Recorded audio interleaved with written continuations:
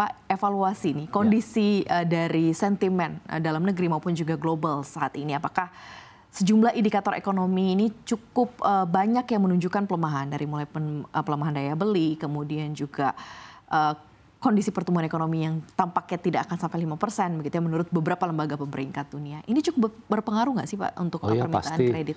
Saya kira seperti apa nih rapotnya Pak? Indikator-indikator itu kan sebetulnya signal kepada kita bahwa ekonomi itu nggak seperti yang kita perkirakan. Dan kita punya bank ini kan sepertinya seperti bisnis yang kita alami kan sebagai intermediasi untuk mendorong sektor real untuk mengembangkan bisnisnya.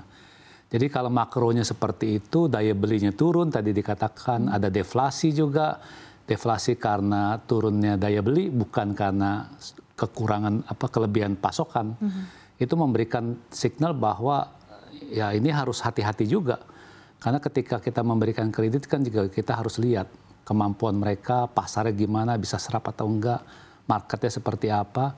Jadi kalau situasi ini kita juga ekstra hati-hati.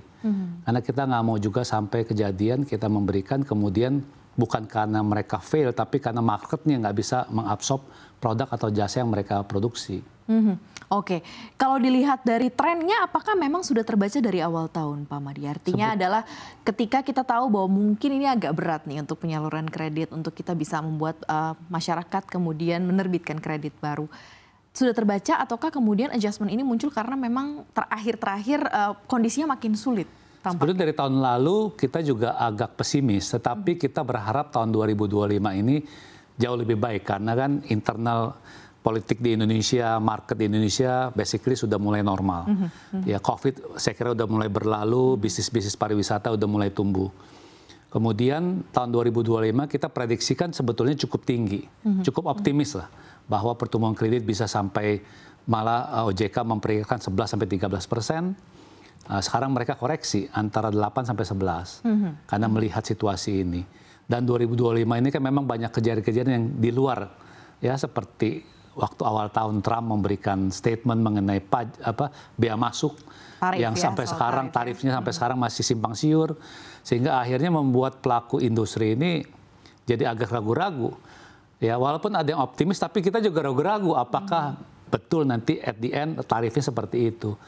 Karena khususnya untuk komoditi, untuk tekstil, untuk elektronik, alas sepatu dan lain sebagainya, itu kan banyak ekspornya ke US atau ke beberapa negara yang ada hubungan dengan tarif tadi.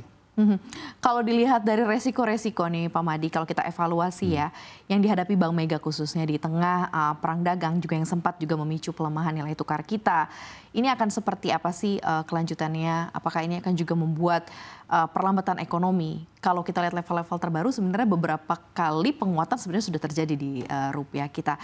Cuman somehow kemudian ada tensi lagi yang bergerak, ada geopolitik unstable lagi, kembali lagi kemudian membuat mata uang Garuda cukup fragile di situ. Nah ini seperti apa? Yang terakhir ini kan yang Iran sama Israel lagi.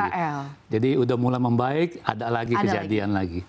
Jadi saya kira begini, sebetulnya kalau kita bicara bank, khususnya Bank Mega, ini kita sebetulnya ada di antara tengah-tengah big player, ya, karena sebetulnya demand kredit itu cukup tinggi, khususnya dari proyek-proyek strategis pemerintah, strategi nasional dan sebagainya yang notabene membutuhkan investasi yang besar.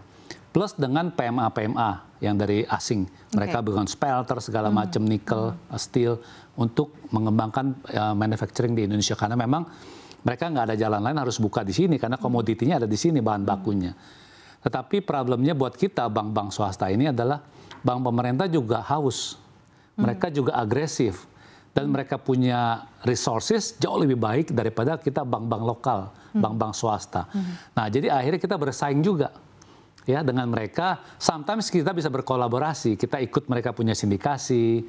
Tetapi kalau dalam hal lain mereka juga membutuhkan pertumbuhan. Ya, nah ini yang kadang-kadang kita akhirnya bersaing juga dengan bank-bank yang ada di Indonesia, khususnya bank-bank himbara. Yang mereka punya kapasitas dengan cost of fund lebih murah, networking lebih besar, dan proyek-proyeknya umumnya proyek-proyek BUMN yang mereka bisa subsidize, mereka bisa memberikan pinjaman yang luar biasa, triple L-nya besar. Nah ini yang saya kira dilema yang kita hadapi saat ini. Tetapi kita optimis, walaupun demikian kita masih bisa masuk. Hanya memang prediksi pertumbuhannya mungkin tidak seperti yang kita harapkan di awal tahun. Jadi sedikit ada koreksi. Oke. Kalau di compare dengan kuartal per kuartal, misalnya kuartal 1 2025 ini dan juga kuartal 1 2024 ini seperti apa growth pertumbuhan kredit dan kemudian pencapaiannya kita hampir selesai juga nih, hampir finish di semester 1 2025 ini. Nanti kita akan masuk ke semester 2 nih. Seperti apa gambarannya nih Pak yang sudah bisa ter-recap di Bank Mega untuk kredit? Kalau kita sih melihat bahwa Q1 atau hampir di Q2 ini atau semester pertama jauh lebih bagus daripada tahun lalu. Ya, artinya tahun lalu memang masih ada efek karena ada mau pemilu, kemudian efek dari COVID juga masih ada karena carry forward dari perusahaan-perusahaan kita restruktur.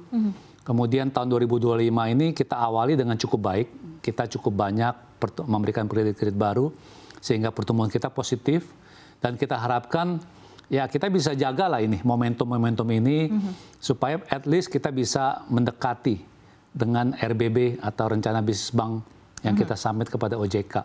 Walaupun OJK memberikan sedikit koreksi pertumbuhan mereka dari 11 ke 13 sekarang turun ke 8 ke 11, saya kira ini memang kondisi makronya ya yang membuat banyak bank itu ya lebih selektif lah. Yang pertama, kedua mungkin juga minat investasi dengan adanya situasi ini, apalagi asing juga mikir-mikir juga mungkin beberapa proyek malah ada yang di-delay juga, ya sehingga ini membuat pertumbuhannya mungkin nggak terjadi di semester 1, mudah-mudahan bisa kita catch up di semester 2.